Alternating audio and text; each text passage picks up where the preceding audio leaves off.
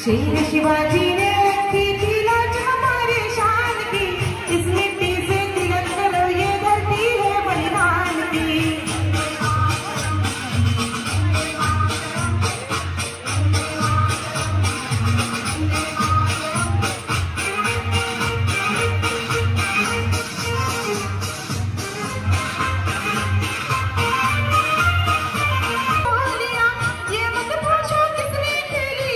पाठीमागं चिखल असेल तर पुढे या, पुढे जागा रिकाम.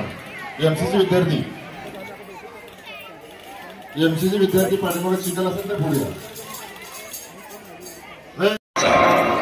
अध्यात्माचा, संस्कृतीचा, शिक्षणाचा आणि विज्ञानाचा जेव्हा आपण आपला भारतीय इतिहास पाठ्यपुस्तकात वाचतो, ऐकतो, तेव्हा काही नावाभोवतीच हा आपला इतिहास थांबतो.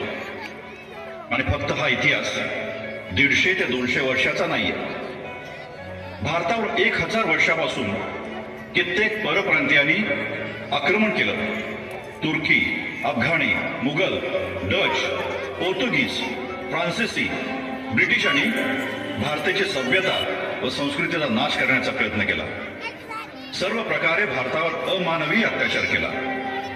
आणि या अमानवी अत्याचाराविरुद्ध अगणित वीरांनी, क्रांतिकारांनी, वीरांगणांनी, संतांनी, महापुरुषांनी आपल्या जीवाची आहुती दिली. त्यांचा त्याग, तपस्या, शौर्य, बलिदान हा इतिहास आपल्यासमोर कधी आलाच नाही. तो गायब केला गेला. इतकंच नाही तर ज्यांनी अत्याचार केले त्यांचाच इतिहास भव्य दिव्य करून आपल्याला सांगितला गेला, वाचला गेला. मुघल, डच, ब्रिटिशांनी आणि पोर्तुगीजांनी भारताला बदलण्याचा, आपली संस्कृती रुजवण्याचा प्रयत्न केला. सिव्हिलायझेशनच्या नावाखाली भारतीय संस्कृतीत बदल करण्याचा प्रयत्न केला. ब्रिटिशांनी 150 वर्ष राज्य करून 7 लाख गुरुकुल नष्ट करून इंग्रजी माध्यमांची संस्कृती रुजवण्याचा प्रयत्न केला. खोटा इतिहास आपल्यासमोर मांडला गेला. या ब्रिटिश काळात ज्या क्रांतिकारांचा अतोनात छळ केला गेला, त्यांच्याकडून घाण्याच्या बैलासकट काम करून घेण्यात आलं. अन्न पाणी सुद्धा दिलं गेलं नाही. या क्रांतीवीरांनी कोणत्या अखंड भारतासाठी बलिदान दिलं?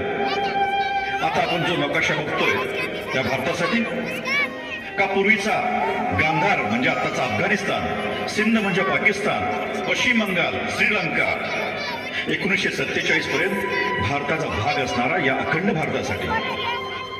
या अखंड भारताची 7 वेळा फाळणी झाली. 1875 मध्ये ब्रिटिशांनी स्वतःच्या मतलबासाठी अफगाणिस्तान विलग केला. नेपाळमधील कडवे लढवय्ये गुरखा आपल्याकडे असावेत या उद्देशानं युरोपियन लोकांनी 1904 मध्ये नेपाळ अलग केला. 1907 मध्ये भूतान अलग झाला आणि लगेचच 1907 मध्ये तिबेटची फाळणी झाली. सम्राट अशोकाने बुद्ध धर्माने प्रसार केलेली श्रीलंका त्याच वेळी फाळणीमध्ये गेली. 1947 मध्ये 7वी फाळणी झाली. मानस सरोवर, कैलास पर्वत चीनमध्ये गेला. आज आपल्याला मानस सरोवर आणि कैलासाची परिक्रमा करायची असेल तर चीन देशाची परवानगी घ्यावी लागते. पूर्व पाकिस्तान व पश्चिम पाकिस्तान म्हणजे आजचा बंगाल आपल्यापासून आपल्याच लोकांनी वेगळा केला. हिंदुस्थानचा इतिहास म्हणजे फक्त गुलामगिरीचा इतिहास नसून क्रांतीवीरांचा इतिहास आहे.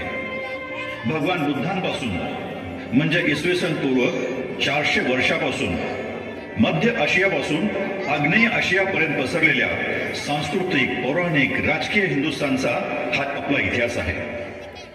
1947 वर्षापूर्वी म्हणजे शालिवाहन शकापूर्वी तक्षशिला, नांदला, आर्य चाणक्य व चंद्रगुप्त मौर्यांचा हा इतिहास आहे.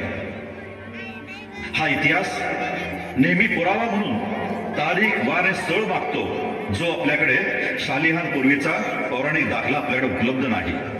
आता आपण स्वतंत्र भारताचा 75वा अमृत महोत्सव साजरा करीत आहोत. पण 1540 पासून महाराणा प्रताप, 1630 पासून छत्रपती शिवाजी महाराज, त्यानंतर राणी चन्नम्मा, मंगल पांडे, झाशीची राणी लक्ष्मीबाई, तात्या टोपे, बिरसा मुंडा, लाला लजपतराय, भगतसिंग, राजगुरू सुखदेव, चंद्रशेखर आझाद यांचं बलिदान अतुल्य आहे. या सर्वांच्या बलिदानामुळेच आज आपण स्वतंत्र भारतामध्ये मोकळा श्वास घेऊ शकत आहोत. आज या भारतामध्ये जल्लोष साजरा होत आहे तो फक्त या वीरांच्यामुळेच.